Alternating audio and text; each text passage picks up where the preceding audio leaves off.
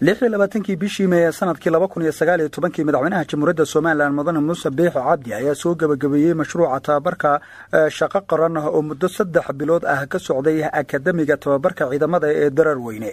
xafladan oo madaxweynaha Jamhuuriyadda Soomaaliland ku soo afmeeray tababarka mashruuca shaqo qaran oo 1500 oo dhalinyaro ah ka faa'iideysteen ayuu madaxweynuhu kaga hadlay ujeedada dawladdu ka leedahay iyo waxa laga doonayo in dhalinyaradu uga faa'iideystaan. shaqo qaran waxaanu ka rabnaa dadka oo loo marinayaa inay noqdaan qaar if iyo aakhiraba wax taransada. shaqo qaran waxaynu dadka u soo marinaynaa in ay helaan wado qof walba muwaadin heba waajibka ku leeyahay qaranka uu ka helo isagana qaranku ka helo xuquuqda laga rabo.